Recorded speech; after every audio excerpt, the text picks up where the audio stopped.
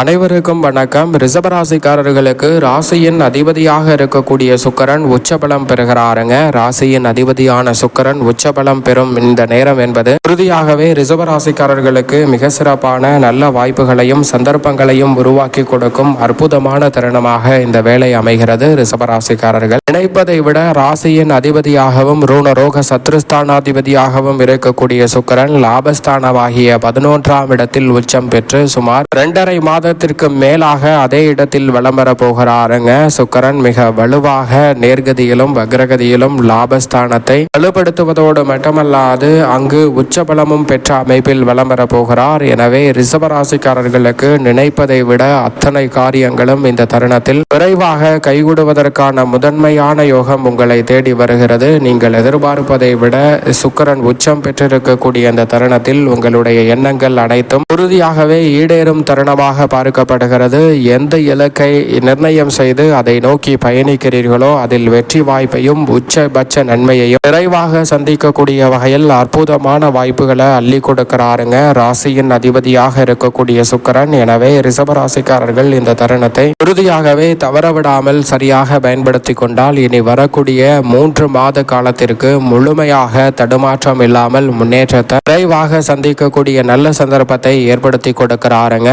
எண்ணம் போல் வாழ்க்கை என்று சொல்லக்கூடிய வகையில் உங்களுடைய எண்ணத்தை மேம்படுத்துவதோடு மட்டுமல்லாது வாழ்க்கையை நேர்த்தியாகவும் திருப்திகரமானதாகவும் மாற்றிக்கொள்ளக்கூடிய நல்ல சூழலை இந்த தருணத்தில் ஏற்படுத்தி கொடுக்கிறாருங்க. கொடுக்கல் வாங்கல் உள்ளிட்ட பல பிரச்சனைகள் இந்த தருணத்தில் விலகும். லாபத்தை வலுப்படுத்துவதால் உறுதியாகவே இதுவரை இல்லாத அளவிற்கு பல மடங்கு லாபத்தை உயர்த்தக்கூடிய வகையில் வருமானத்தை மேம்படுத்தக்கூடிய வகையில் பல நல்ல வாய்ப்புகளும் சந்தர்ப்பங்களும் சற்று தாராளமாகவே விரைவாக கிடைக்கும் தருணமாக ரிஷபராசிக்காரர்களுக்கு இந்த தருணம் அமைகிறது. தடுமாற்றங்கள் அனைத்தும் முழுமையாக விலகும். கொடுக்கல் வாங்கல் உள்ளிட்ட பல சிக்கல்களை முழுமையாக களைந்து முன்னேற்றம் நிறைந்த ஒரு தருணமாக மாற்றிக்கொள்ளக்கூடிய சந்தர்ப்பத்தை உறுதியாகவே ஏற்படுத்தி கொடுக்கிறாருங்க. எனவே பல வகையில் இருக்கும் சிக்கல்களும் சிரமங்களும் நிச்சயமாக இந்த தருணத்தில் முழுமையாக தகர்த்தெறியப்பட்டு சிறப்பான முன்னேற்றத்தையும் வளர்ச்சியையும் இந்த தருணத்தில் சந்திக்கக்கூடிய நல்ல சந்தர்ப்பம் உங்களை தேடி வருகிறது. குறிப்பாக இந்த தருணத்தில் ஊதிய உயர்வு, பதவி உயர்வு உள்ளிட்ட சிறப்பான வாய்ப்புகள் கிடைப்பதோடு வருமானத்தை மேம்படுத்தக்கூடிய வகையில் நல்ல சந்தர்ப்பங்கள் சற்று தாராளமாகவே இந்த தருணத்தில் கிடைக்கிறது. பழைய கடன்களை அடைத்து நிம்மதி பெறுவதோடு அடமானத்தில் உள்ள நகைகளை மீட்கக்கூடிய நல்ல சந்தர்ப்பமும் இந்த தருணத்தில் உறுதியாகவே ரிஷபராசிக்காரர்களுக்கு உண்டு. இதுவரை நினைத்தது ஒன்று நடந்தது ஒன்று என்று இருந்த சூழலில் தற்போது நினைத்ததை நினைத்தவாறே செய்து முடிக்கக்கூடிய நல்ல சந்தர்ப்பம் கிடைக்கிறது.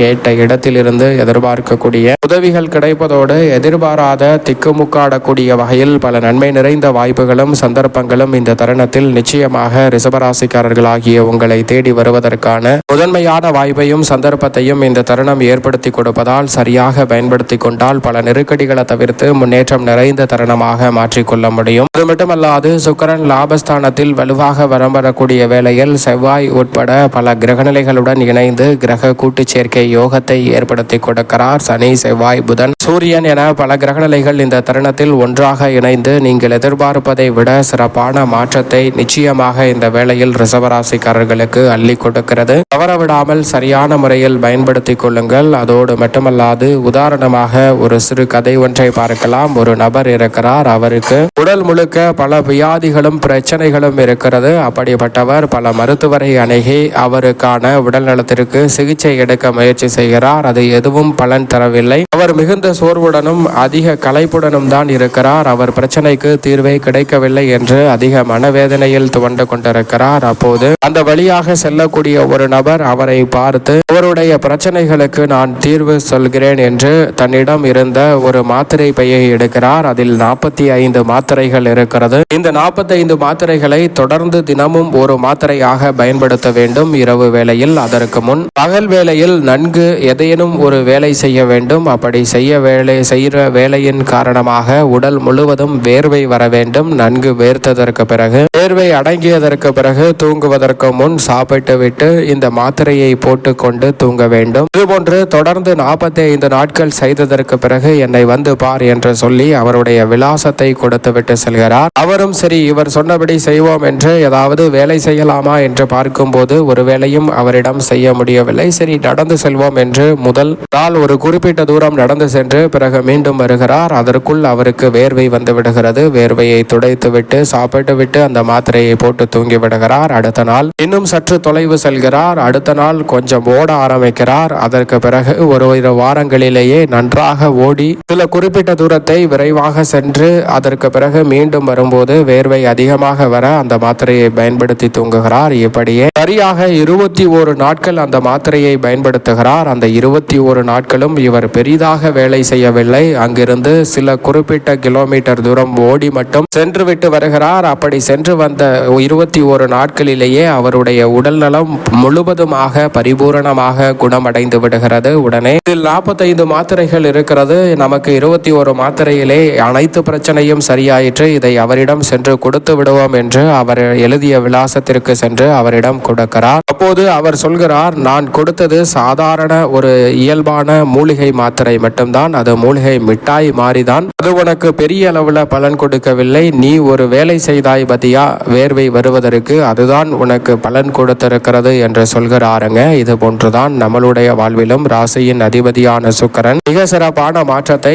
உச்சபலம் பெறக்கூடிய இந்த வேளையில் லாபஸ்தானத்தில் வலம் வருவதால் நம்மளுடைய முயற்சி சிறிதாக இருந்தாலும் மிகப்பெரிய அளவிலான லாபத்தையும் வளர்ச்சியையும் பொருளாதார ரீதியான உயர்வையும் இந்த தருணத்தில் ஏற்படுத்தி கொடுக்க போகிறாருங்க. எனவே திட்டமிடுவதை விட வருமானம் பல மடங்கு உயரும், குடும்ப சூழல்கள் திருப்திகரமான சூழலை ஏற்படுத்தி கொடுக்கும் ஒரு சிறந்த தருணமாக பார்க்கப்படுகிறது. மனதிற்கு தேவையான திடமான ஆறுதலை கொடுக்கிறது. திருமண முயற்சிகள் இந்த தருணத்தில் கைகூடக்கூடிய அற்புதமான சந்தர்ப்பமாக உறுதியாகவே பார்க்கப்படுகிறது. பெண்மணிகள் நினைத்ததை விட அனைத்து காரியங்களும் விரைவாக கைகூடக்கூடிய சிறப்பான தருணமாக இந்த வேளை பெண்மணிகளுக்கு நிச்சயமாக அமைகிறது. அதோடு மட்டுமல்லாது நவீனமான பல தொழில்நுட்பங்களை கற்றுக்கொண்டு வாழ்வில் முன்னேற்றத்தை பெறக்கூடிய சந்தர்ப்பத்தையும் ஏற்படுத்தி கொடுக்கிறாருங்க. ராசியின் அதிபதியான சுக்கிரன் உத்தியோகம் சார்ந்த பணிகளில் ஒரு முயற்சி கூட நல்ல வேலை வாய்ப்பை பெற்று தருகிறது. பணி ரீதியாக இருக்கக்கூடிய தற்காலிக பிரச்சனைகளுக்கு நல்ல நிரந்தர தீர்வு கிடைப்பதோடு நிரந்தர வேலை வாய்ப்பு உள்ளிட்ட பல சந்தர்ப்பங்களையும் இந்த தருணத்தில் ராசியின் ஆதர் உச்சபலம் பெறுவதால் ஏற்படுத்தி கொடுக்க போகிறார். தொழில் ரீதியாக தொழிலை மேம்படுத்துவது, புதிய கிளை திறத்தல் உள்ளிட்ட அனுகூலமான வாய்ப்புகளை சுக்கிரன் உச்சம் பெற்றிருக்கக்கூடிய காலகட்டத்தில் சிறப்பாக செய்து முடிக்கக்கூடிய சந்தர்ப்பத்தை உருவாக்கி கொடுக்கிறாருங்க. ஒரு சிலருக்கு நீங்கள் எதிர்பார்ப்பதை விட புதிய ஒப்பந்தங்கள் இரட்டிப்பு லாபத்தை கொடுக்கக்கூடிய வகையில் கைகூடும். கலைத்துறையினருக்கு மக்கள் மத்தியில் செல்வாக்கு அதிகரிக்கும். அரசியல் சார்ந்த பணிகளில் அனுகூலமான மாற்றம் வெற்றியை தேடித்தரக்கூடிய வகையில் சுக்கிரன் உச்சபலம் பெற்றிருக்கக்கூடிய இந்த வேளையில் உறுதியாகவே அமைய போகிறது. விளைச்சலும் வருமானமும் அதிகரிக்கும். கடின உழைப்பிற்கேற்ற நல்ல பலன் நிச்சயமாக உண்டு. மேலும் இந்த தருணத்தை ரிஷபராசிக்காரர்கள் சாதகமாக மாற்றிக்கொள்ள உறுதியாகவே வாரத்தில் வெள்ளிக்கிழமை விரதம் இருந்து அருகாமையில் உள்ள வராகி அம்மன் சன்னதி சென்று தீபம் ஏற்றி வழிபாடு செய்யுங்கள். மிக சிறப்பான வளர்ச்சியும் முன்னேற்றமும் தங்களுடைய வாழ்வில்